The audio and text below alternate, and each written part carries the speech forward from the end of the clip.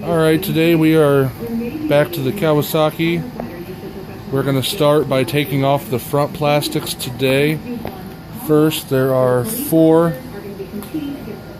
10mm bolts. Each one of these has a washer bushing in it. That comes off.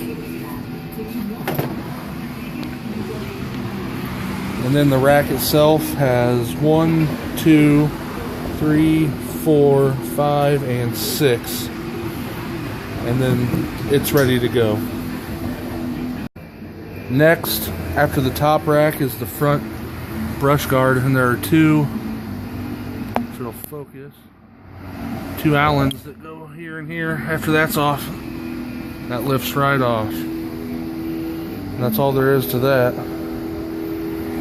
Next, I will be taking the plastic and headlights out.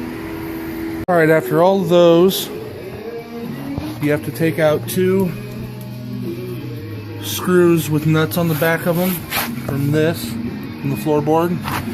Also, each side has a black push pin locker to help hold it in. Then, after that, it should basically just lift off and leave you with the electrical connections. There's the ignition and the 12-volt accessory.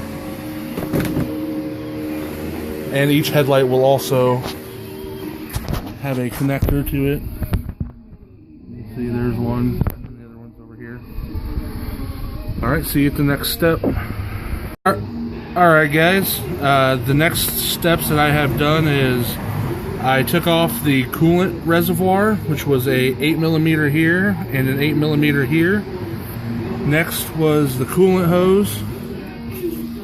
This here, oh shit, that coolant hose right there, which is full of coolant if you can't tell. It comes off there, just a simple hose clamp. After that, I took off the engine mounting bracket bolts. Over here there were some connectors right there and there.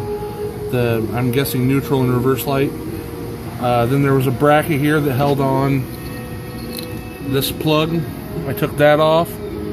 After I took that off, the mounting bolt for the rear mount came right out. The next one was under here. That one was a little bit harder. I had to lift up the motor to pull that bolt out. Those were both 14mm. Nothing real crazy or special. Next, I will be checking and disconnecting any other connections. The Cvt breather tube and exhaust tube.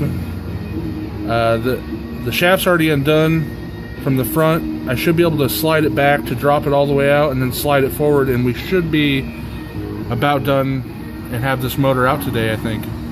So stay with me and we'll see how it goes. I forgot this step. I gotta take the Cvt cover off so I can get has all the wires and plugins on it.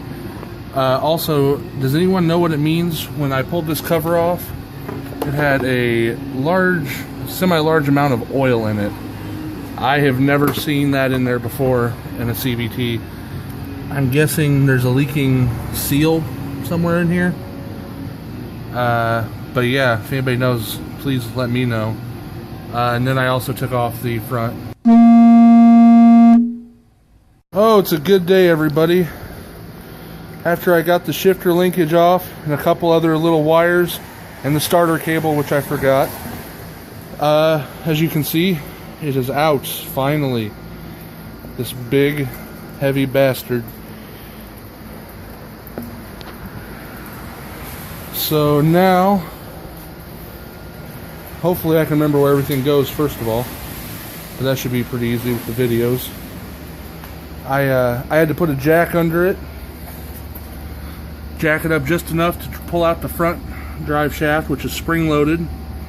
I pushed it in just to get it far enough, and then it pulled out of the front. After that, the back one just kind of walked out. It's got a real nice universal joint in it. Let me have lots of room to walk. And I pushed it out through the pull start side, and it actually went pretty smoothly, surprisingly. So yeah, today's made some pretty good progress. Hopefully you guys we're all patient enough to stick with it and wait for it.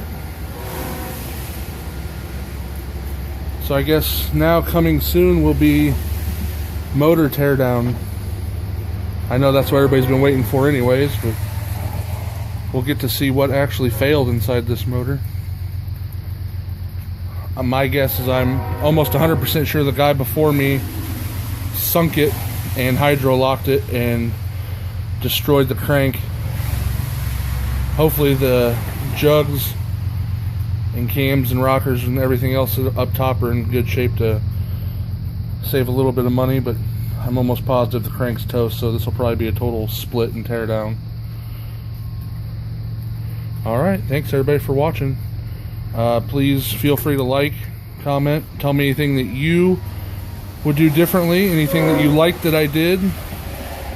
Let's keep this fun for the community. Alright, thanks.